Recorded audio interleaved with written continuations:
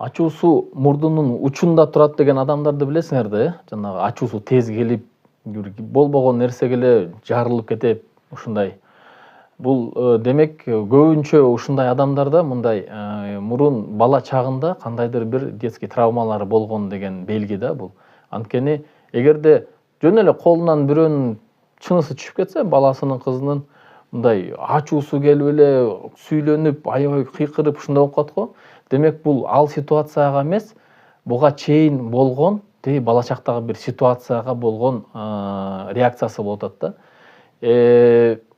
Бул подавленные эмоции. Биз кичинекей чакта ачуубуз келип атканда, же бир нерсе айткыбыз келип атканда, бирок ошону биз, так как это небезопасно, кооптуу болгондуктан айта албай калганбыз да ошол нерсеничи, бирок ошол нерсе калып калган бизде. Ошол консервация болуп бизде калып калат.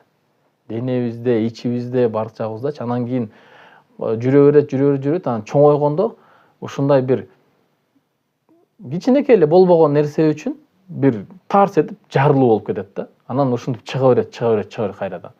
Бирок эгерде ситуация несоразмерный болсо, то есть бир кичинекей нерсеге эле бир мындай чоң бир бабах болуп жарылып атсаңыз, демек анын тамыры бала чакта да.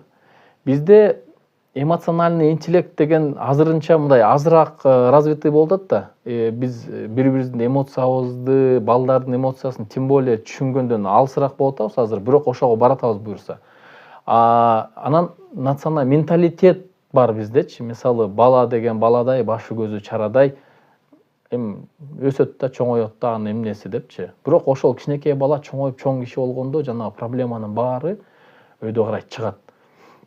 Мисалы, бизде ушундай бар, мисалы, эркек бала ыйлабайт деп коет, Эркек бала ыйлабайт деп туруп, эркек кишилерди көбүнчө өзүнүн эмоцияларын, сезимдерин катканды үйрөтөт дагы, консервация болот, анан чоңойгондо, чоң киши болгондо эле баягы бир агрессия болуп чыгат, злоба болуп чыгат, дагы бир нерсе болуп чыгат.